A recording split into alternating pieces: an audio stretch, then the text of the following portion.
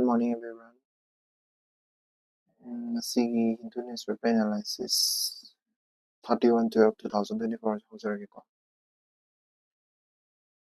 Headline ano kaptage headline da ban a success, say farmers. Supreme Court to take up case today. Sise Punjab da hujik kana farmers ingi kano tawrido ban tawrido ban ga tawdana ꯑꯩꯈꯣꯏꯒꯤ supreme ꯀꯣꯔꯠꯇꯒ ꯀꯩꯅꯣ ꯇꯧꯔꯒ ꯉꯔꯥꯡꯁꯨ ꯃꯥꯒꯤ ꯍꯦꯗꯂꯥꯏꯟꯗ ꯑꯩꯈꯣꯏꯒꯤ ꯆꯔꯥ ꯍꯦꯟꯕꯒꯤ fasting ꯇꯧꯔꯒ ꯆꯔꯥ ꯍꯦꯜꯂꯒ ꯑꯩꯈꯣꯏꯒꯤ ꯀꯩꯅꯣ ꯊꯩꯗꯅꯀꯣ ꯑꯗꯨꯒꯨꯝꯕꯒꯤ ꯄ꯭ꯔꯣꯇꯦꯁꯇꯣ ꯑꯗꯨꯗꯣ ꯕꯟ ꯇꯧꯋꯦꯕ ꯉꯔꯥꯡ ꯑꯗꯨꯅ ꯑꯗꯨꯗꯣ ꯁꯛꯁꯦꯁ ꯑꯣꯏꯔꯦ ꯁꯨꯄ꯭ꯔꯤꯝ ꯀꯣꯔꯠꯅ ꯉꯁꯤꯒꯤ ꯀꯦꯁꯇꯣ ꯂꯧꯈꯠꯂꯅꯤ ꯐꯥꯔꯃꯔꯁꯤꯡꯒꯤ ꯃꯣꯏꯒꯤꯗꯣ ꯍꯥꯏꯐꯦꯠ ꯅꯤꯡꯁꯤꯡꯉꯕꯗ ꯃꯣꯏꯅ ꯑꯗꯨꯃꯥꯏꯅ ꯇꯧꯔꯤꯗꯣ MSP adagi concession adugi demand adagi move second or headline ISRO docking mission on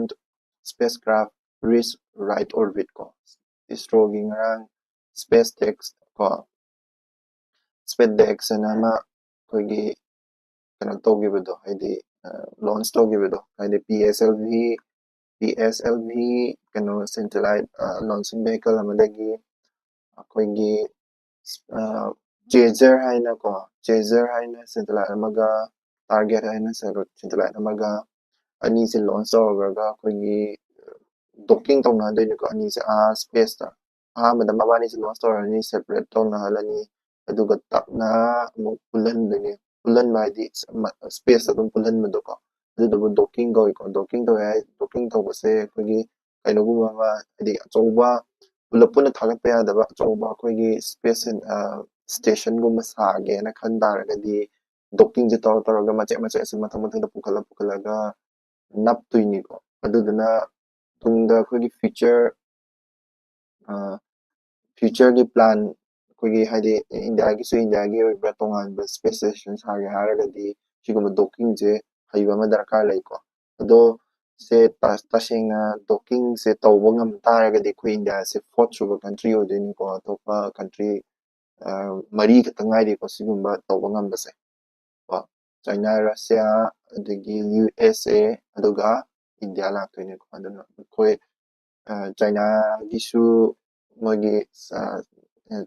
China gi space station ko saba hograbani ko India gisu sigi thawase paikhanabagi namakta docking je tammini ko docking je successful oigadra ngasi numit 10 ni manungdadi khangani ko thagatpabadi successful oigre second suba headline ta koigi private members bill ko get sought in both house of the parliament ko parliament ki koigi tool lamani ko parliament ki tool lamani adu parliament ki tool se hujik hadi private members na hadi private member hadi kanogin lok sabagi natraga rajya sabagi member amakhakna dum bill ama pukatpa yai madudubo koina private members bill kawe madugi hadi party amada da focus tawdabi ruling natraga kano opposition haina leitabida just private member amana magi mana kano tawzaraga rule ama pukatpa yai madudo bill ama pukatpa yai madugi bill do private members bill taweba adugi bill se hujikti yam chatnadre haidi hujikti tawba thengnadreba haidi last tawgibse 1970 adaida ama tawgi ko adu 1970 da tawgiba kano se sije tharaga 14 khakta ngairi koigi India gi history da private member bill pukhalakpase duga pass tawgibse haitare ko aduna akoigi sije karino habado hadi handarakpagi maram saidi 17 lok sabha dadi adagi pukhalakpagi chang adagi handarakpagi chang 18 lok sabha da 17 lok sabha dadi bill se 9 ko adubu subu bolak handare 27 dagina 0 da handarakpa lok sabha da su resolution pass tawgibse 16 dagina 1.98 adagi 20 dagina 2 haidi moini participation do private members sigi tonganba participation no handare haini ko aduduna the purpose to serve the majigi tool se pura parliamentary tool and the private members bill ꯍꯥꯏꯅ ꯇꯣꯉꯥꯟꯅ ꯊꯝꯂꯤꯕ ꯑꯗꯒꯤ resolution ꯀꯥꯏꯅ ꯊꯝꯂꯤꯕꯁꯦ ꯇꯣꯉꯥꯟꯅ ꯌꯥꯝꯅ ꯀꯩꯅꯣ ꯇꯧꯕ successful ꯑꯣꯏꯕ tool ꯑꯃꯗꯤ ꯑꯣꯏꯗ꯭ꯔꯦꯕꯀꯣ ꯑꯗꯨꯗꯨꯅꯤꯀꯣ ꯑꯗꯨꯒ ꯑꯃꯨꯛ center reform severe ꯍꯥꯏꯗꯤ Wayanadꯀꯤ landslide ꯑꯃ ꯇꯧꯈꯤꯗꯅ ꯖꯨꯂꯥꯏꯗ ꯃꯤ 300ꯀꯤ ꯃꯊꯛꯇ ꯍꯦꯟꯅ ꯁꯤꯈꯤꯕ Wayanadꯇ ꯑꯗꯨꯗꯣ ꯀꯩꯅꯣ ꯇꯥꯃꯤꯜ ꯅꯥꯗꯨꯅ ꯍꯥꯏꯔꯤꯁꯤꯗꯤ ꯑꯩꯈꯣꯏꯒꯤ ꯗꯤꯖꯥꯁꯇꯔꯗꯣ ꯑꯩꯈꯣꯏꯒꯤ ꯀꯩꯅꯣ ꯅꯦꯆꯔꯦꯜ ꯍꯥꯏꯗꯤ national calamityꯅꯤꯅ ꯂꯥꯎꯊꯣꯛ ꯍꯥꯏꯌꯦꯕꯀꯣ national calamityꯅ ꯂꯥꯎꯊꯣꯛꯑꯣꯅ ꯍꯥꯏꯕꯅꯦꯕ ꯑꯗꯨꯒ central governmentꯅꯗꯤ ꯑꯗꯨꯗꯣ national calamityꯗꯣ ꯂꯥꯎꯔꯒꯨꯝꯁꯤ ꯑꯩꯈꯣꯏ ꯈꯪꯉꯤ ꯍꯥꯏꯗꯤ ꯃꯦꯄꯥꯗꯤ landslide ꯍꯧꯖꯤꯛꯀꯤ Wayanadꯀꯤ landslide ꯌꯥꯝꯅ serious ꯑꯣꯏꯕ landslide ꯑꯗꯨꯗꯨꯅ ꯑꯩꯈꯣꯏꯅ ꯃꯥꯒꯤ landslide ꯃꯥꯒꯤ ꯃꯃꯤꯡꯁꯦ disaster of severe ꯀꯣ nature ꯍꯥꯏꯅ ꯂꯥꯎꯊꯣꯛꯈ꯭ꯔꯦꯕꯀꯣ nature calamityꯒꯤ ꯃꯍꯨꯠꯁꯤꯗ disaster of severe nature ꯍꯥꯏꯅꯀꯣ disaster of severe nature ꯑꯁꯦꯡꯕꯒꯤꯗꯤ disaster of severe nature or natural calamity ꯂꯥꯎꯊꯣꯛꯅꯕꯒꯤ ꯃꯥꯒꯤ rule ꯀꯔꯤ ꯀꯔꯥ ꯀꯔꯤꯝ ꯂꯩꯇꯦ ꯁꯤ conditions ꯌꯧꯔꯒꯗꯤ ꯆꯞ ꯆꯥꯕ rules ꯍꯥꯏꯒꯗꯕꯅꯤ ꯈꯣꯠꯀꯗꯕꯅꯤ ꯍꯥꯏꯕꯗꯣ ꯀꯔꯤꯝ ꯂꯩꯇꯦ but central government ꯑꯃꯗꯤ national defense response force ꯅꯠꯇ꯭ꯔꯒ state governmentꯒꯤ ꯃꯥꯒꯤ criteria ꯑꯗꯨꯒꯤ ꯃꯇꯨꯡ ꯏꯟꯅ ꯀꯔꯤ criteria ꯌꯧꯔꯒꯗꯤ ꯃꯁꯤꯁꯦ ꯇꯧꯕ ꯌꯥꯏ ꯍꯥꯏꯕꯗꯣ ꯍꯥꯏꯗꯤ calamity-ꯗꯨꯅ ꯌꯥꯝꯅ ꯃꯥꯒꯤ intensity and magnitude ꯌꯥꯝ ꯋꯥꯡꯉꯕ level of assistance ꯑꯗꯒꯤ ꯍꯥꯏꯗꯤ central government ꯍꯦꯟꯅ help ꯗꯔꯀꯥꯔ ꯂꯩꯕ꯭ꯔꯥ state government ꯃꯁꯥꯅ ꯇꯧꯖꯕ ꯉꯝꯕ꯭ꯔꯥ ꯈꯣꯠꯄ꯭ꯔꯥ ꯑꯗꯨꯗꯣ ꯌꯦꯡꯕ ꯅꯠꯇ꯭ꯔꯒ flexibility ꯍꯥꯏꯗꯤ ꯄ꯭ꯂꯥꯟꯒꯨꯝꯕ ꯅꯠꯇ꯭ꯔꯒ ꯔꯤꯂꯤꯐꯀꯨꯝꯕ ꯄꯤꯕ ꯃꯇꯝꯗ flexibility ꯂꯩꯕ꯭ꯔꯥ ꯂꯩꯇꯕ꯭ꯔꯥ ꯍꯥꯏꯕꯗꯨ ꯌꯦꯡꯉ ꯃꯇꯨꯡꯗ ꯁꯤꯒꯤ natural calamity when a disaster or landslide natural calamity-ꯅꯤ ꯂꯥꯎꯊꯣꯛꯑꯣ ꯍꯥꯏꯗꯣꯏꯅꯦꯕꯀꯣ ꯑꯗꯨꯗ तसेंबगीदी सेंट्रल गवर्नमेंट नेशनल कैलामिटी ने मसीजे लाउथोकिद्रे but disaster of severe nature हाइना लाउथोख्रेबको अदुदुना अदुकनं खंजलबा disaster of severe nature and editorial लौखलागे editorial da Bangladesh request the second extradition demand India's option sise India Bangladesh ki hujui leriba foreign affairs ki or kana bilateral relationship to adudugi matung adudugi importance to ni ko adudugi matang de iba article ni kashu mamang da so extradition ni maram da so kra haigre ado revision na tung toram se ko adu kari kari lege hujui kari dawi ke khot ke habi so adi second se Bangladesh na request or kra mene numi tarani mugi mamang da Bangladesh na extradition to bina ba second se extradition to bina ba India government hajira kra bane ba Bangladesh na hairak pa so kogi bilateral treaty sign tawna gre sini ru ko hadi India ga Bangladesh na se hadi extradition tawna je haina bagi yana che inagra ni sini ba ko do extradition request to ro matung da so koina extradition se tawna bagi da makta kogi section se bitin Bangladesh bithokpa natraga section se dum house arrest tawraga India da thamaga online da tawba adugumagi kano subilai tawgadra tawroida hadidi India government gi response kan piraktri ko huje pawgina so aduduna extradition request se tawdi tawgrabani but charge to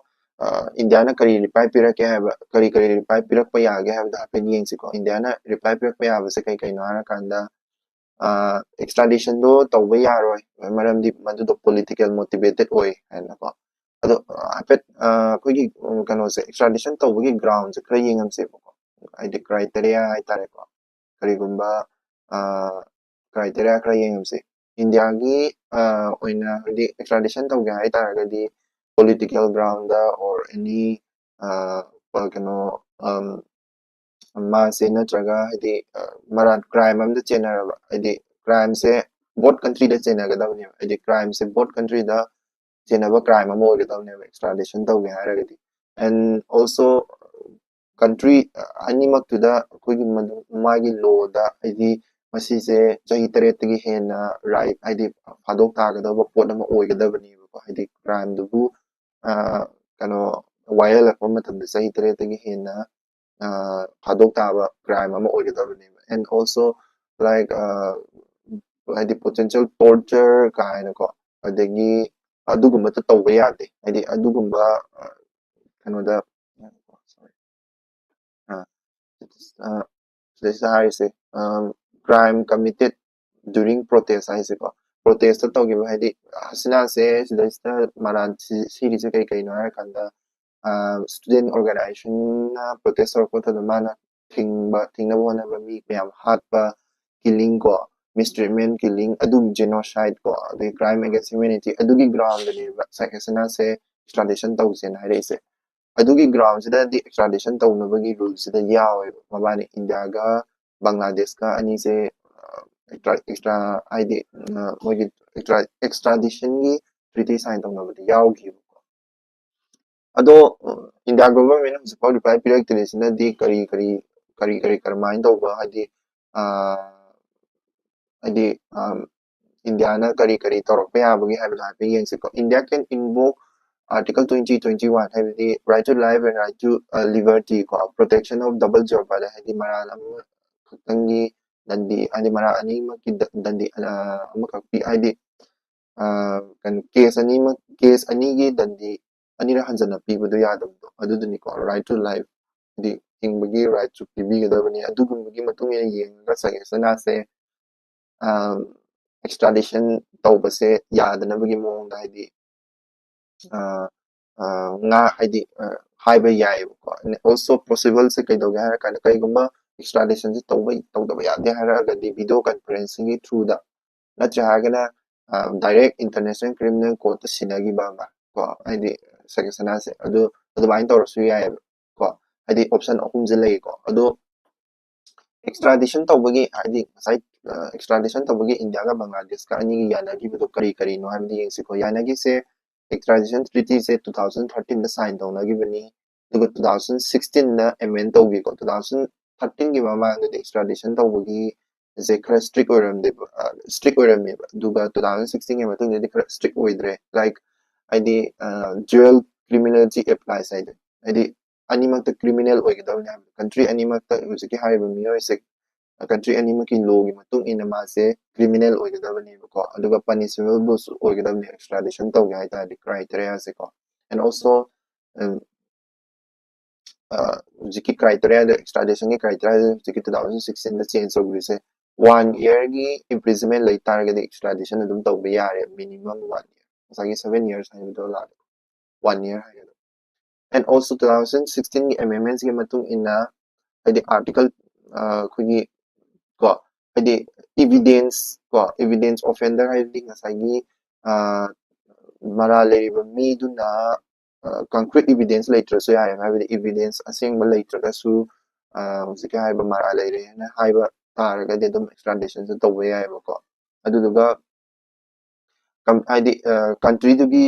any extradition process ꯇꯧꯅꯕ ꯍꯥꯏꯗꯤ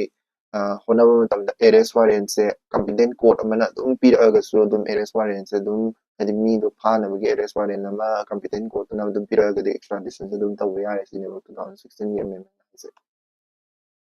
ꯏꯟꯗꯤꯌꯥꯅ ꯌꯥꯅꯤꯡꯗ꯭ꯔꯤꯁꯦ ꯀꯩꯒꯤꯅꯣ ꯍꯥꯏꯔꯒꯗꯤ ꯁꯦꯈ ꯍꯁꯤꯅꯥꯒ ꯍꯥꯟꯅꯗꯒꯤ ꯍꯧꯅ ꯏꯟꯗꯤꯌꯥꯒ ꯑꯐꯕ ꯃꯔꯤꯗ ꯂꯩꯔꯛꯈꯤꯕꯅꯤꯀꯣ ꯏꯟꯗꯤꯌꯥꯕꯨ support ꯌꯥꯝ ꯇꯧꯈꯤꯕꯁꯦ ꯁꯦꯈ ꯍꯁꯤꯅꯥꯁꯦ ꯕꯪꯒ꯭ꯂꯥꯗꯦꯁꯀꯤ ꯍꯥꯏꯗꯤ ꯂꯤꯗꯔ ꯑꯣꯏꯔꯤꯉꯩꯗ ꯐꯖꯅ ꯑꯐꯕ ꯃꯔꯤ ꯊꯝꯈꯤꯕꯒꯤ ꯏꯟꯗꯤꯌꯥꯅ ꯇꯧꯕꯅꯦꯅ ꯅꯤꯡꯉꯤꯀꯣ ꯍꯥꯏꯗꯤ extradition ꯇꯧꯗꯕꯅꯦꯅ ꯅꯤꯡꯉꯤ political nature-ꯗ ꯑꯗꯨꯝ ꯍꯥꯏꯗꯤ ꯍꯥꯏꯕ ꯌꯥꯏ ꯀꯩꯅꯣ ꯁꯦꯈ ꯍꯁꯤꯅꯥꯁꯦ ꯅꯣꯏꯅ ꯇꯧꯔꯤꯁꯦ political nature-ꯅꯤ ꯑꯗꯨꯗꯨꯅ ꯑꯩꯈꯣꯏ ꯍꯥꯏꯗꯤ ꯉꯁꯥꯏ ꯍꯥꯏꯗꯤ extradition ꯇꯧꯕꯁꯦ refuse ꯇꯧꯒꯦ ꯍꯥꯏꯔꯒꯗꯤꯉꯁꯥꯏ condition ꯈꯔ ꯂꯩꯈꯤꯗꯅ extradition ꯇꯧꯕꯁꯦ ꯀꯔꯤꯒꯨꯝꯕ ꯄꯣꯠꯁꯦ torture ꯇꯧꯕꯒꯤ ꯑꯣꯏꯅ ꯇꯧꯔꯕ ꯍꯥꯏꯕꯗꯤ torture ꯇꯧꯕꯒꯤ ꯑꯣꯏꯅ ꯇꯧꯔꯕ ꯑꯗꯨ ꯑꯣꯏꯇꯥꯔꯒꯗꯤ extraditionꯁꯦ ꯌꯥꯗꯦ no ꯀꯔꯤꯒꯨꯝꯕ political ꯑꯣꯏꯔꯕ extraditionꯁꯦ ꯑꯁꯤꯁꯨ ꯌꯥꯗꯦ no ꯀꯣ ꯑꯗꯣ political nature-ꯅꯤ ꯍꯥꯏꯔꯒ extraditionꯁꯦ ꯊꯤꯡꯕ ꯌꯥꯏꯑꯕ but political nature ꯍꯥꯏꯔꯒꯁꯨ extradition ꯊꯤꯡꯕ ꯌꯥꯏ ꯍꯥꯏꯔꯒꯁꯨ ꯕꯪꯒ꯭ꯂꯥꯗꯦꯁꯇ ꯃꯔꯥꯜ ꯁꯤꯔꯛꯏꯁꯤꯗꯤ ꯉꯁꯥꯏ genocide-ꯀꯤ ꯃꯤ ꯍꯥꯠꯄꯒꯤ ꯃꯔꯝꯗ ꯁꯤꯔꯛꯑꯕꯅꯤꯅ ꯑꯗꯨꯁꯨ ꯍꯥꯏꯗꯤ ꯄꯥꯎꯈꯨꯝ ꯈꯨꯝꯅꯤꯡꯉꯥꯏ ꯂꯩꯔꯔꯣꯏꯗꯅ ꯑꯗꯨꯗꯨꯅ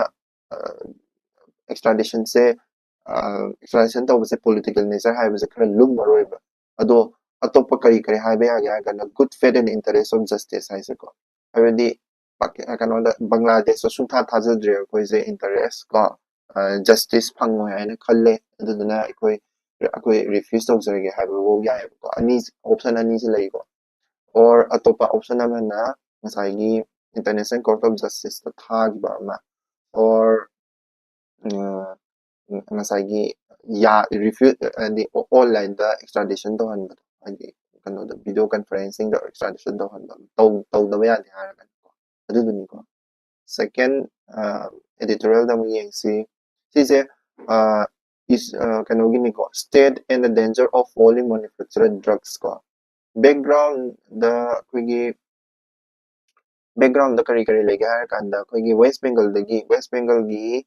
ꯑꯩꯈꯣꯏꯒꯤ ꯋꯦꯁ ꯕꯦꯡꯒꯜꯗꯒꯤ ꯁꯥꯔꯛꯄꯀꯣ ꯄश्चिम ꯕꯪꯒꯥ ꯐꯥꯔꯃꯥꯇꯤꯀꯦꯜꯗꯒꯤ ꯁꯥꯔꯛꯄ ꯑꯩꯈꯣꯏꯒꯤ ꯀꯩꯅꯣꯅꯤꯀꯣ ꯐꯥꯔꯃꯥꯁꯤ ꯀꯝꯄꯦꯅꯤ ꯑꯃꯈꯛꯇꯪꯗꯒꯤ ꯁꯥꯔꯛꯄ ꯑꯩꯈꯣꯏꯒꯤ ꯔꯤꯡꯒꯔꯁ ꯂꯦꯛꯇꯦꯠ ꯑꯅ ꯑꯩꯈꯣꯏꯒꯤ ꯍꯤꯗꯥꯛ ꯑꯃ ꯆꯥꯔꯨꯕꯗꯒꯤ ꯃꯣꯏ ꯅꯨꯄꯤ 4 ꯁꯤꯈ꯭ꯔꯦꯕ ꯀꯩꯅꯣꯗ ꯅꯨꯄꯤ 4 ꯁꯤꯈ꯭ꯔꯦꯕ ꯑꯗꯨꯒꯤ ꯅꯨꯄꯤ 4 ꯁꯤꯕꯗꯨꯗ ꯅ ꯃꯔꯝ ꯑꯣꯏꯔꯀꯥꯟꯗ ꯗ꯭ꯔꯛ ꯁꯥꯕꯒꯤ ꯍꯥꯏꯗꯤ ꯗ꯭ꯔꯛꯀꯤ ꯁ꯭ꯇꯦꯟꯗꯔꯠ ꯀ꯭ꯋꯥꯂꯤꯇꯤ ꯀꯔꯥꯁꯦ ꯐꯖꯅ ꯏꯟꯗꯤꯌꯥ ꯒꯣꯚꯔꯟꯃꯦꯟꯠꯅ ꯀꯃꯥꯏꯅ ꯇꯧꯔꯤꯒꯦ ꯏꯟꯗꯤꯌꯥ ꯒꯣꯚꯔꯟꯃꯦꯟꯠꯒꯤ ꯗ꯭ꯔꯛ ꯀ꯭ꯋꯥꯂꯤꯇꯤꯒꯤ ꯁꯦꯐꯇꯤꯒꯤ ꯁ꯭ꯇꯦꯟꯗꯔꯠ ꯌꯦꯡꯕꯁꯦ ꯀꯃꯥꯏꯅ ꯇꯧꯔꯤꯒꯦ ꯍꯥꯏꯅ ꯍꯪꯕ ꯍꯧꯅꯔꯛꯑꯦꯕ ꯀꯔꯤ ꯃꯔꯝꯒꯤ ꯀꯃꯥꯏꯅ ꯇꯧꯔꯤꯅꯣ ꯈꯣꯠꯂꯤꯅꯣ ꯑꯗꯨ ꯍꯪꯕ ꯍꯧꯔꯛꯄꯁꯤꯗ ꯑꯗꯨꯒꯤ ꯃꯇꯥꯡꯗ ꯏꯕ ꯑꯥꯔꯇꯤꯀꯜ ꯑꯣꯏꯗꯣꯏꯅꯤꯀꯣ ꯑꯦꯛꯖꯥꯝ ꯄꯣꯏꯟꯠ ꯑꯣꯐ ꯚ꯭ꯌꯨꯗꯗꯤ ꯉꯁꯤ ꯍꯥꯏꯗꯤ NSQ ꯍꯥꯏꯗꯤ ꯅꯣꯠ ꯑꯣꯐ ꯁ꯭ꯇꯦꯟꯗꯔꯠ ꯀ꯭ꯋꯥꯂꯤꯇꯤ ꯗ꯭ꯔഗ്ꯁ ꯍꯥꯏꯁꯦ ꯀꯩꯅꯣ ꯈꯣꯠꯅꯣ ꯑꯗꯨꯒꯨꯝꯕꯒꯤ ꯃꯇꯥꯡꯅꯤꯀꯣ ꯁꯤꯒꯤꯗꯣ ꯀꯔꯅꯥꯇꯀꯥꯒꯤ ꯅꯨꯄꯤ ꯑꯣꯏꯗꯣꯏꯅꯤꯀꯣ ꯀꯔꯅꯥꯇꯀꯥꯒꯤ ꯅꯨꯄꯤ 4 ꯑꯣꯏꯗꯣꯏꯅꯤ and drug regulation gi oinadi kari adi challenge lai hujik kari lai adi adi state ki power da kai lai te union government gi ekam khak lai ko ekam khak lai aduna adugi ek to gi matung inna ek to ai nei na sar ke ko ek to drug and cosmetic rule 1945 ko drug and cosmetic act 1940 gi matung ina makha da labor rule 1945 se oidweni ko ado limited state power hai taragadi state ki power se pakna leite state ki legislative power ka pakna su leite legal process or su drug se phatte khote ka anaga proof tawnaba or any drug se saba matamda masi mi hali se smain tori se drug se saba company de thinjin ji khose ka haiba matamda yam slow oiba rai per ko matamda yam slow oiba do ko to gumba hatora kanda and also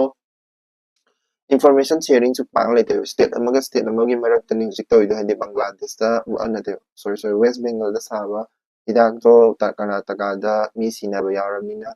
hadi information sharing su pang lai ta ba adudo leiragadi hujik se fadoine ba hadi smart to budagi drug to sare college mind to se company kara se mara leire asise company se kana to se college haina ba do haina dreba information sharing se pang tawna dreba du tawna hai bako adagi state ki power hai the state na masiguma drug se sise tawba yaro khotpa yaro hai taragadi koigi state ki tawba yaro hai taragadi masiguma se drug hai the lana saba quality maintain tawda drug ma'am se thingba yadoini na ko adugumba tu su phan changi ek to matang na hapen yeng siko drug and cosmetic ek 1914 gi makhada leba drug and cosmetic rule 1945 ko si kaktang khang su ya exam ki point ni di mana to wi thobak sing se kai kai na kan drug classify to ba guideline hai di drug is fine store to ga ba ni ron ga ba ni ha bi matang da guideline ni na ba advertisement prescription requirement control and testing chini ko pa na control quality control and testing sige ni for is ko hadi sige West Bengal adu si ek se fachana semdu pani khangde amani khangde reform to bani khangde hena authority kara semgat pani khangde amma to dragadi asai gi mi si mina ziyara imi ko adu dani ko haini dangi editorial amaga mu yengsi UPI ecosystem ni matang dani ko UPI duopolies rise and market vulnerabilities haibako duopoly haibadi ani monopoly haibasina amakhaktana tawdo ko aduga duopoly hairasina ani na tawba market ta koigi mi amakhaktana monopoly sanaba hai taragadi mi amakhaktana mana dum yonbasu sitbasu tongbasu adagi kana leibasu ma loina paisala tham taragadi madu monopoly monopoly in the market ꯀꯧꯗꯣꯏꯅꯦ ꯑꯗꯣ duopoly ꯍꯥꯏꯔꯤꯁꯤꯅ ꯀꯩꯅꯣ ꯍꯥꯏꯔꯀꯥꯟꯗ UPI Unified Payment Interference ꯀꯣ ꯑꯩꯈꯣꯏ ꯏꯟꯗꯤꯌꯥꯒꯤ ꯑꯣꯏꯅ UPI ꯃꯌꯥꯝ ꯑꯃ ꯂꯩꯔꯤꯗꯅ ꯂꯥꯏꯛ ꯐꯣꯟ ꯄꯦ ꯒꯨꯒꯜ ꯄꯦ ꯀꯔꯤ ꯀꯔꯥ ꯃꯌꯥꯝ ꯑꯃ ꯂꯩꯔꯤ ꯃꯌꯥꯝꯁꯤꯡꯁꯦ ꯁꯤꯁꯤꯗ ꯑꯩꯈꯣꯏꯒꯤ ꯏꯟꯗꯤꯌꯥꯒꯤ ꯑꯣꯏꯅꯗꯤ ꯑꯩꯈꯣꯏꯒꯤ duopoly ꯍꯥꯏꯇꯥꯔꯦꯀꯣ ꯀꯝꯄꯦꯅꯤ ꯑꯅꯤꯈꯛꯇꯅ ꯁꯨꯄꯥꯏ ꯄꯥꯏꯁꯜꯂ ꯂꯩꯌꯦꯕ ꯍꯧꯖꯤꯛꯁꯦꯀꯣ ꯀꯝꯄꯦꯅꯤ ꯑꯅꯤꯗꯨꯗꯤ ꯒꯨꯒꯜ ꯄꯦꯒ ꯐꯣꯟ ꯄꯦꯒꯅꯤꯀꯣ ꯒꯨꯒꯜ ꯄꯦꯒ ꯐꯣꯟ ꯄꯦꯒꯁꯤꯅ ꯁꯨꯄꯥꯏ ꯄꯥꯏꯁꯜꯂ ꯂꯩꯔꯒ ꯑꯩꯈꯣꯏꯒꯤ ꯀꯔꯤꯒꯨꯝꯕ ꯍꯥꯏꯗꯤ ꯀꯩꯅꯣ UPIꯒꯤ ꯏꯀꯣꯁꯤꯁꯇꯦꯝꯁꯤꯗ ꯃꯕꯥꯅꯤꯅ ꯄꯥꯜꯂꯕꯅꯤꯅ ꯉꯁꯥꯏꯒꯤ ꯃꯗꯨꯗꯩꯗ ꯔꯤꯛꯁ ꯅꯠꯇ꯭ꯔꯒ ꯀꯟꯁꯔꯟ ꯀꯩ ꯂꯥꯛꯀꯦ ꯍꯥꯏꯕꯗꯣ ꯑꯗꯨꯗꯨꯒꯤ ꯃꯇꯥꯡꯗ ꯅꯩꯅꯕ ꯑꯥꯔꯇꯤꯀꯜ ꯑꯣꯏꯗꯣꯏꯅꯤꯀꯣ ꯑꯦꯛꯖꯥꯝ ꯄꯣꯏꯟ ꯑꯣꯐ ꯚ꯭ꯌꯨꯗꯗꯤ UPI ꯍꯥꯏꯁꯤ ꯀꯩꯅꯣ ꯑꯗꯒꯤ UPIꯒꯤ ꯃꯊꯧꯁꯦ ꯀꯃꯥꯏꯅ ꯇꯧꯏ ꯈꯣꯠꯂꯤ ꯑꯦꯟ ꯑꯣꯜꯁꯣ UPIꯒꯤ ꯃꯥꯔꯀꯦꯠꯁꯤꯅ ꯀꯩ ꯀꯥꯟꯅꯍꯜꯂꯤ ꯑꯦꯟ ꯑꯗꯨꯒꯤ ꯃꯇꯥꯡꯗꯅꯤ ꯂꯥꯛꯇꯣꯏꯁꯦ ꯌꯦꯡꯁꯤꯀꯣ UPIꯁꯦ ꯑꯩꯈꯣꯏ ꯌꯥꯝ ꯁꯛꯁꯦꯁꯐꯨꯜꯗꯤ ꯑꯣꯏꯔꯦ ꯍꯥꯏꯗꯤ UPIꯁꯦ ꯂꯥꯛꯄꯗꯒꯤ ꯄꯦꯃꯦꯟ ꯁꯤꯁꯇꯦꯝꯁꯦ ꯌꯥꯝ ꯊꯨꯔꯦ ꯑꯗꯒꯤ ꯁ꯭ꯃꯣꯜ ꯕꯤꯖꯤꯅꯦꯁꯃꯦꯟꯗꯁꯨ ꯌꯥꯝ ꯀꯥꯟꯅꯔꯦ ꯑꯦꯟ ꯑꯣꯜꯁꯣ UPI ꯄꯦꯃꯦꯟꯁꯤꯅ ꯇ꯭ꯔꯥꯟꯖꯦꯛꯁꯟꯗꯁꯨ ꯊꯨꯍꯟꯕ ꯁꯦꯐꯇꯤꯁꯨ ꯍꯦꯟꯕ ꯑꯦꯟ ꯑꯣꯜꯁꯣ ꯕꯦꯡꯒꯁꯨ ꯂꯤꯡ ꯇꯧꯔꯕꯅꯤꯅ ꯗꯤꯖꯤꯇꯦꯜꯂꯤ ꯑꯩꯈꯣꯏ ꯏꯟꯗꯤꯌꯥꯁꯦ ꯆꯥꯎꯈꯠꯄꯗꯁꯨ ꯃꯇꯦꯡ ꯄꯥꯡꯉꯦꯀꯣ ꯑꯗꯨ duopolyꯒꯤ ꯀꯟꯁꯔꯟꯁꯦ ꯀꯩꯅꯣ ꯍꯥꯏꯔꯒꯗꯤ ꯍꯥꯏꯗꯤ duopolyꯁꯤꯅ ꯍꯧꯖꯤꯛ ꯂꯩꯔꯤꯕ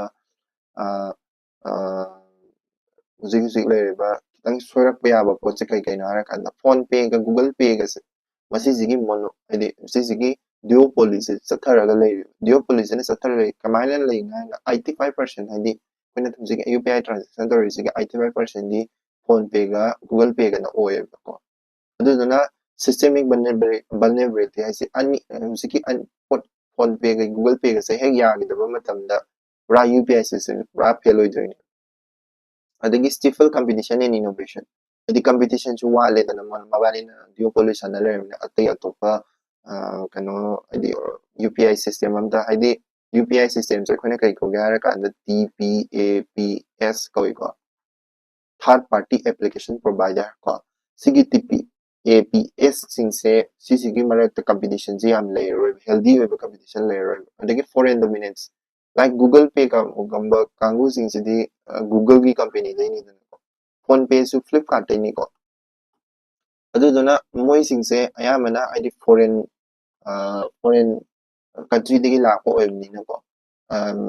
ꯀꯩ ꯍꯥꯏꯅꯤ ꯐꯣꯔꯦꯟ ꯃꯥꯔꯀꯦꯠꯇ ꯑꯣꯏꯅ ꯄꯩꯁꯥꯁꯦ ꯍꯥꯏꯗꯤ ꯐꯣꯔꯦꯟ ꯀꯟꯇ꯭ꯔꯤꯅ ꯗꯣꯃꯤꯅꯦꯠ ꯇꯧꯍꯟꯕꯗ UPI ꯇ꯭ꯔꯥꯟꯖꯦꯛꯁꯟꯁꯦ ꯑꯗꯨꯗꯨꯅ ꯃꯁꯤꯒꯤꯁꯤꯁꯨ ꯍꯥꯏꯗꯤ ꯀꯩꯅꯣ ꯍꯥꯏꯗꯤ ꯀꯟꯁꯔꯟ ꯈꯔ ꯑꯗꯨꯝ ꯂꯩꯌꯦꯕꯀꯣ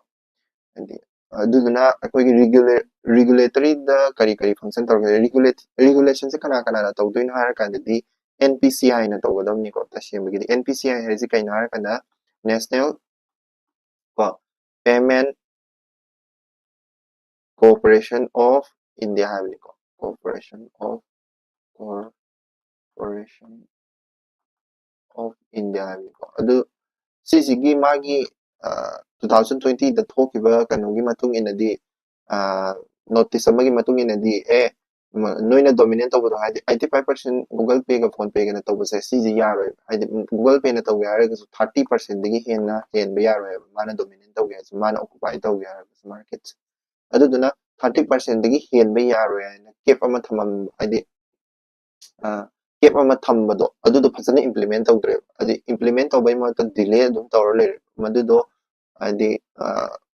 ꯗꯤꯂꯦ ꯇꯧꯔ ꯂꯩꯔꯦ ꯃꯗꯨꯗꯣ ꯇꯧ ꯇꯥꯔꯒꯗꯤ ꯐꯖꯅ ꯍꯥꯏꯗꯤ 30% ꯊꯤꯡꯕ ꯑꯣꯏꯇꯥꯔꯒꯗꯤ ꯑꯁꯨꯛ ꯌꯥꯝꯅ ꯍꯥꯏꯗꯤ ꯐꯣꯟ ꯄꯦ ꯒꯨꯒꯜ ꯄꯦꯅ 85% ꯀꯟꯇ꯭ꯔꯣꯜ ꯇꯧꯔꯤꯁꯦ ꯇꯧꯕꯁꯨ ꯉꯝꯃꯝꯃꯣꯏꯕ ꯕꯠ ꯑꯗꯨꯗꯣ ꯊꯤꯡꯗ꯭ꯔꯦ ꯍꯧꯖꯤꯛ ꯔꯤꯒꯨꯂꯦꯇꯔꯤ ꯄ꯭ꯔꯣꯁꯦꯁꯇ ꯑꯗꯨꯗꯨꯒ ꯐꯪꯁꯟꯁꯨ ꯐꯖꯅ ꯇꯧꯗ꯭ꯔꯦ ꯍꯥꯏꯗꯣ ꯇꯥꯏꯅꯤꯀꯣ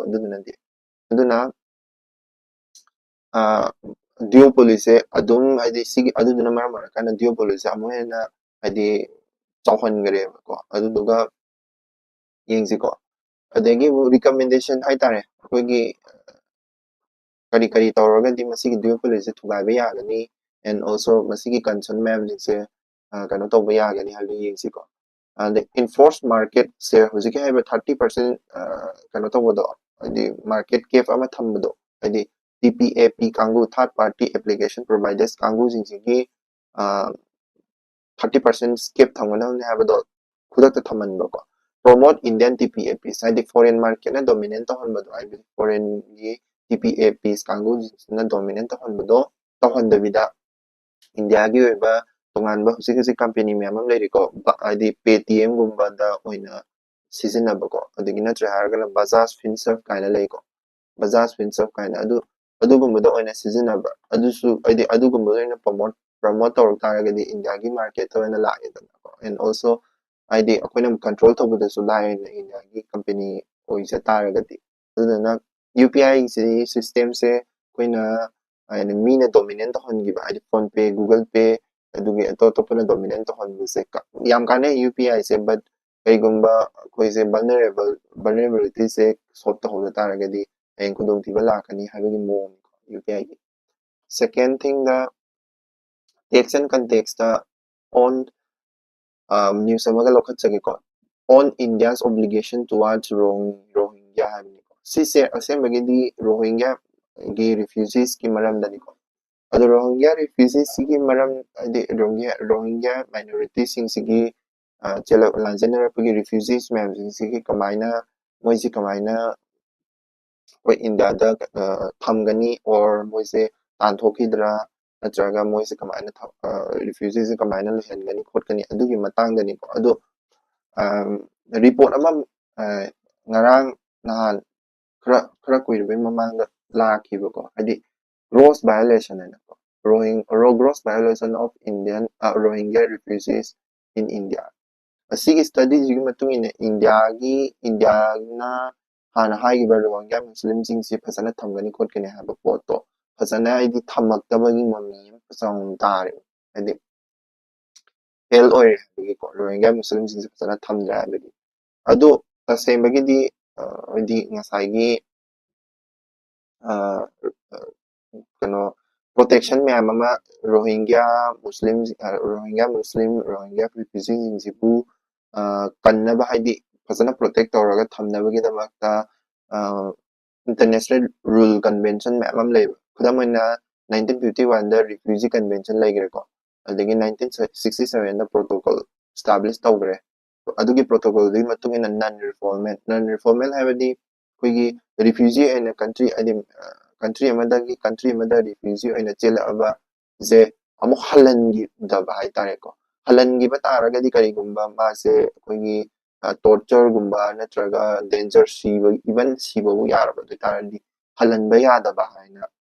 agreement amaka sign tawne non reformment ko ado refugee convention 1951 ni matungina di koise non reformment tawgadawne 1967 की protocol मतुंग इन रेफरेंस तवदने but India di sign तौरमदे दुगी सिगी refugee convention से India याउदे India is not a signatory country को अदुदुना refugee convention से in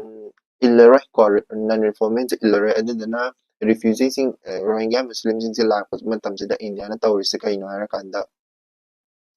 पांचले foreigner act 1946 को passport act 1967 हारे एक ने पांचलगा मोइसे illegal immigrants or illegal migrants ना हाइदोइने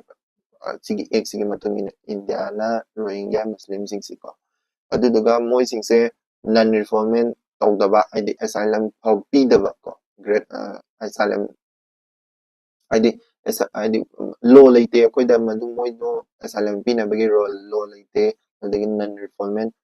law लेते non reformment तौनबगी law लेते ना हाइदोइने अदुदुना अदुबु सुप्रीम कोर्ट ना राइट खरा हाइदि Rohingya गी राइट खरा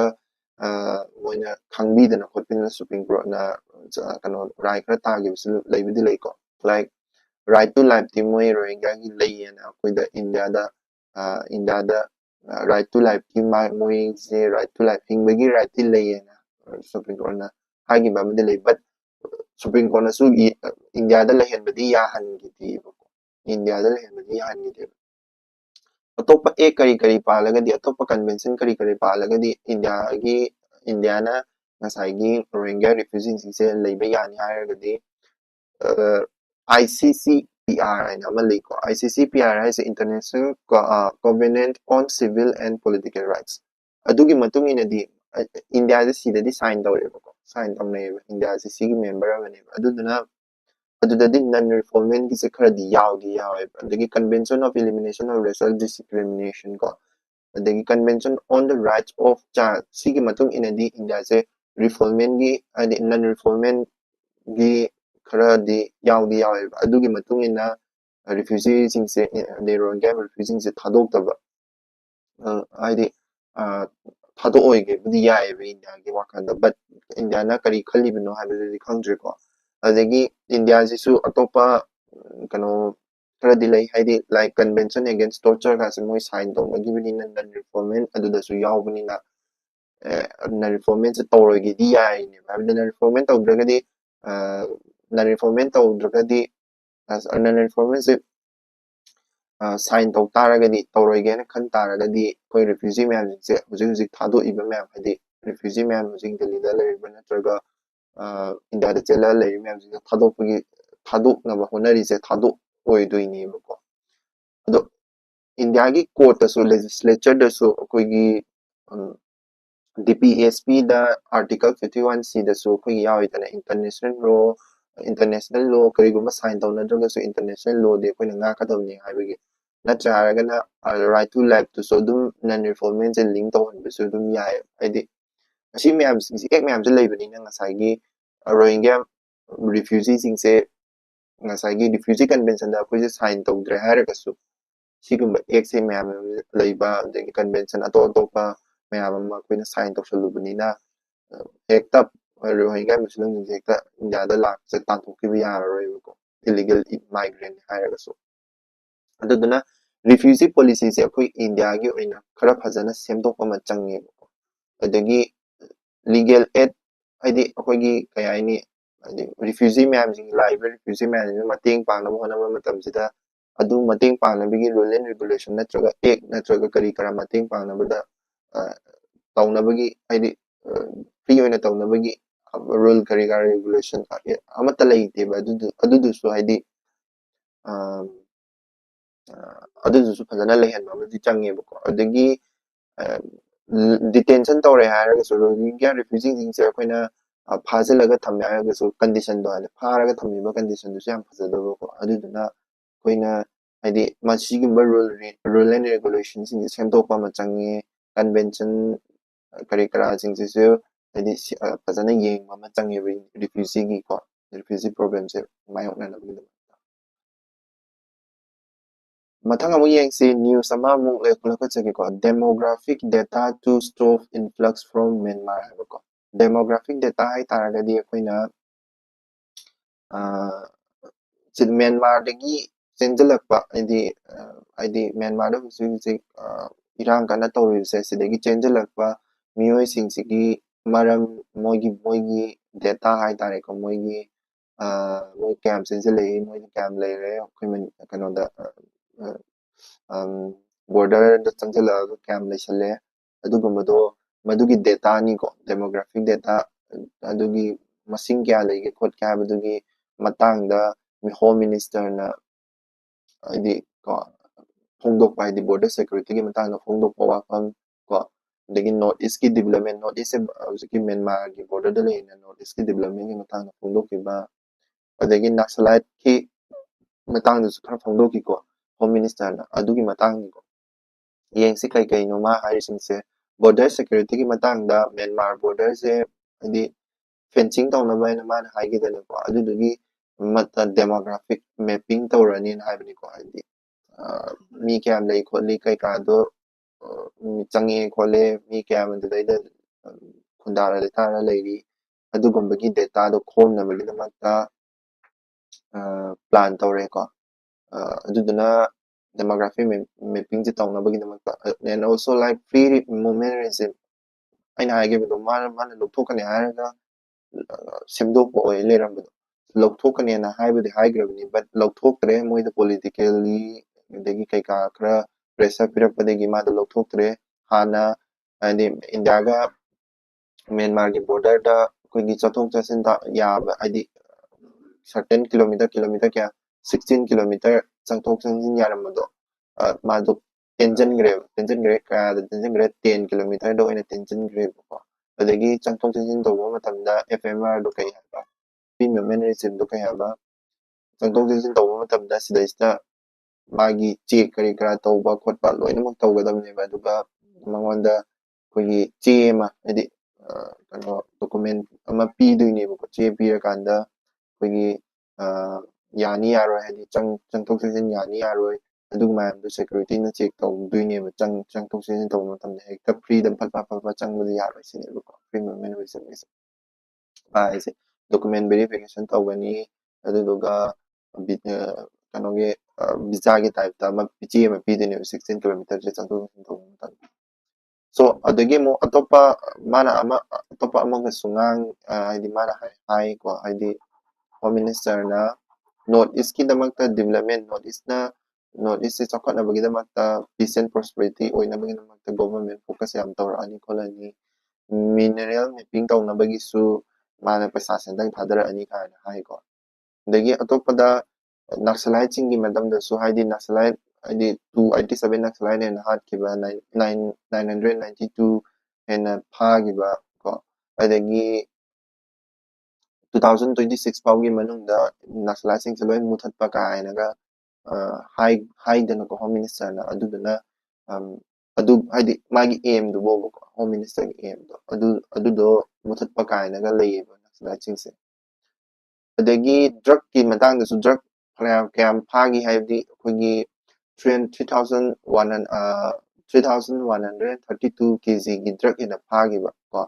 and also 700 kg methamphetamine ꯑꯗꯒꯤ 4,000 kg narcotics ꯍꯦꯟꯅ ꯐꯥꯈꯤꯕꯗꯣ ꯑꯗꯨꯒꯤ ꯃꯇꯥꯡꯗꯁꯨ ꯗ꯭ꯔꯒ ꯀꯟꯇ꯭ꯔꯣꯜ ꯇꯧꯅꯕ ꯃꯥꯅ ꯃꯥꯒꯤ ꯃꯔꯝꯗꯁꯨ ꯍꯥꯏꯗꯤ ꯗ꯭ꯔꯒ ꯀꯟꯇ꯭ꯔꯣꯜ ꯇꯧꯅꯕꯒꯤ ꯃꯔꯝꯗꯁꯨ ꯍꯥꯏꯒꯤꯀꯣ ꯑꯗꯒꯤ ꯗ꯭ꯔꯒ ꯍꯥꯏꯗꯤ 1107 284 ꯍꯦꯟꯅ ꯀꯣ ꯅꯥꯔꯀꯣꯇꯤꯛꯁꯦ ꯁꯤꯖ ꯇꯧꯈꯤꯕꯒꯤ ꯃꯇꯥꯡꯗꯁꯨ ꯍꯥꯏꯗꯤ ꯁꯤꯖ ꯇꯧꯔꯒ ꯊꯨꯒꯥꯏꯈꯤꯕꯒꯤ ꯃꯇꯥꯡꯗꯁꯨ ꯃꯥꯅ ꯍꯥꯏꯈꯤꯕꯀꯣ ꯗꯦꯇꯥꯁꯤꯡꯁꯤ ꯈꯔ ꯑꯗꯨꯝ ꯁꯤꯒꯤ ꯗꯦꯇꯥꯁꯤꯡꯁꯤ ꯍꯥꯏꯐꯦꯠ ꯑꯦꯛꯖꯥꯝꯄꯜ ꯄꯤꯕꯗ ꯏꯟꯇꯔꯅꯦꯠ ꯁꯦꯀ꯭ꯌꯨꯔꯤꯇꯤꯒꯤ ꯑꯦꯛꯖꯥꯝꯄꯜ ꯄꯤꯕꯗ kay development layering haba matamda season haiba dum yani ko and also defense minister gi mana sahi gi aroiba kanogi matangda mana defense minister singna haigiba koigi wafam karagi matangda su news to palami ko unconventional method like AI based warfare a big challenge ko AI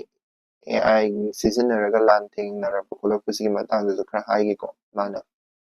kay haibnodi yengsi warfare sida unconventional warfare method like information warfare the information run bigi ko AI based warfare AI sizinaraga lantonaba proxy warfare haizen ko electromagnetic warfare space warfare cyber attack si technological warfare ngatani ko asigumba warfare mama lay adu je husi yamna kanna di yam dangerous oiba warfare ngatani ko ma ani sa degi amaromdasu defense ki export ki matangdasu ma hai data da si nung ningjing on sai ko handaki decade amagi mamang dai tar ko 2000 crore and defense of thadaramado hojiki 21,000 crore yauri ko defense of pesa thadamse hengal aini ko ado 2029 fabade ko 50,000 crore and thadani ai ko ado kyam thadaduino adegi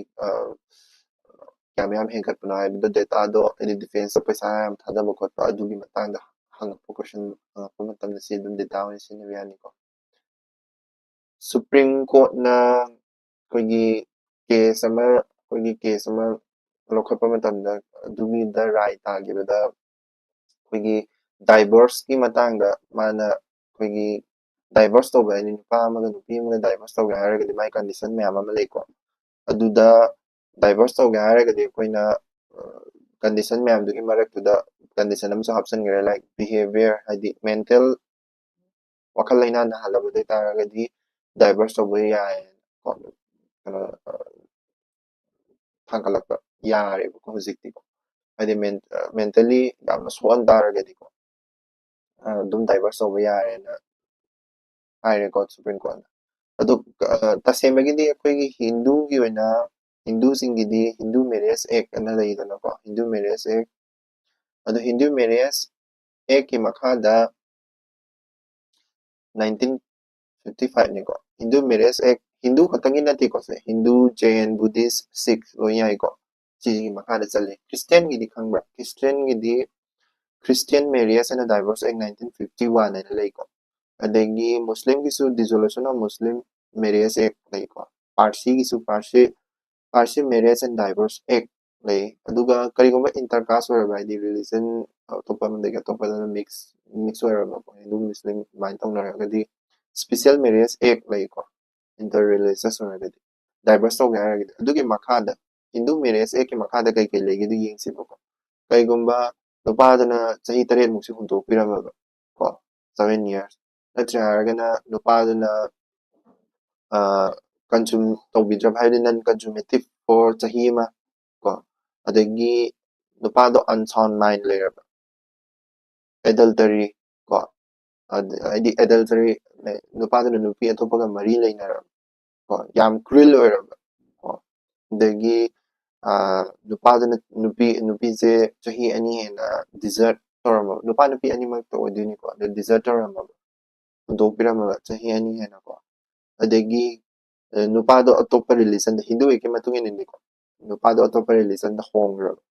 ꯅꯠꯇ꯭ꯔꯦ ꯍꯥꯏꯔꯒꯁꯨ ꯅꯨꯄꯥꯗꯣ ꯃꯀꯣꯛ ꯆꯥꯛꯑꯕ mental disorder ꯂꯩꯔꯕ leprosy ꯅꯥꯔꯕ ꯅꯠꯇ꯭ꯔꯦ ꯍꯥꯏꯔꯒꯅ ꯑꯦꯠꯁꯀꯨꯝꯕ ꯂꯥꯏꯅꯥ ꯅꯥꯔꯕ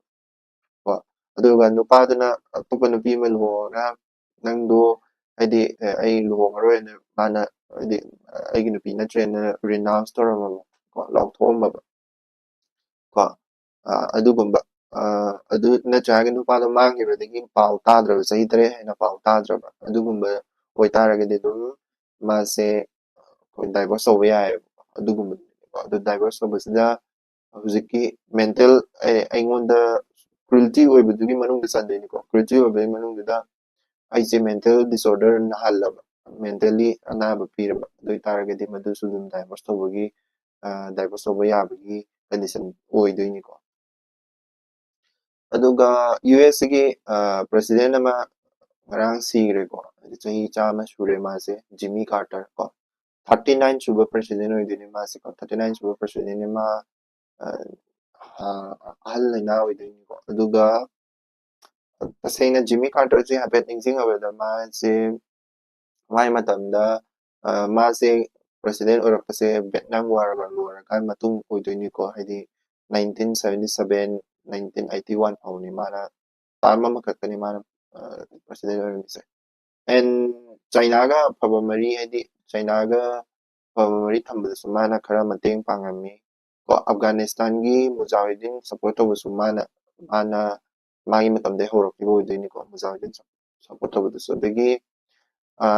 ꯅꯤꯡꯁꯤꯡꯉꯒꯗꯤ ꯀꯦꯝ ꯗꯦꯕꯤꯠ ꯑꯦꯀꯣꯔꯠ ꯍꯥꯏꯅ ꯑꯃ ꯏꯖꯔꯦꯜꯒ ꯏꯖꯤꯞꯀꯒꯤ ꯃꯔꯛꯇ ꯁꯥꯏꯟ ꯇꯧꯅꯈꯤꯕ ꯑꯃ ꯂꯩꯌꯦꯕꯀꯣ ꯀꯦꯝ ꯗꯦꯕꯤꯠ ꯑꯦꯀꯣꯔꯠ ꯍꯥꯏꯅ ꯁꯤꯗꯩꯁꯤꯗ ꯏꯖꯔꯦꯜꯅ ꯏꯖꯤꯞꯇ ꯁꯤꯅꯥꯏ ꯄꯦꯅꯤꯟꯁꯨꯂꯥꯁꯦ ꯄꯤꯈꯤꯗꯣꯏꯅꯦꯕ ꯏꯖꯔꯦꯜꯅ ꯏꯖꯤꯞꯇ ꯀꯣ ꯏꯖꯤꯞꯇ ꯁꯤꯅꯥꯏ ꯄꯦꯅꯤꯟꯁꯨꯂꯥꯁꯦ ꯄꯤꯔꯀꯥꯟꯗ ꯑꯩꯈꯣꯏꯒꯤ ꯉꯁꯥꯏꯒꯤ ꯇꯨ ꯅꯦꯁꯟ ꯊꯤꯑꯣꯔꯤꯒꯇꯣ ꯑꯗꯨꯗꯩ ꯍꯧꯔꯛꯇꯣꯏꯅꯦꯕꯀꯣ ꯑꯗꯨꯒꯤ ꯃꯇꯥꯡꯗꯁꯨ ꯌꯥꯝꯅ ꯑꯆꯧꯕ ꯊꯧꯗꯥꯡ ꯂꯧꯈꯤꯕ ꯍꯥꯏꯗꯤ ꯌꯨ ꯑꯦꯁ ꯑꯦ ꯄ꯭ꯔꯁꯤꯗꯦꯟ ꯑꯣꯏꯗꯣꯏꯅꯦꯕ ꯃꯥꯗꯣ ꯂꯩꯈꯤꯗ꯭ꯔꯦ ꯁꯤꯒ ꯂꯣꯏꯅꯅ ꯂꯣꯏꯔꯦ ꯉꯁꯤꯒꯤ ꯅ꯭ꯌꯨꯁꯄꯦꯄꯔ ꯑꯦꯅꯥꯂꯥꯏꯁꯤꯁ ꯍꯌꯦꯡ ꯑꯃꯨꯛ ꯊꯦꯡꯅꯔꯁꯤ ꯊꯦꯡꯛ ꯌꯨ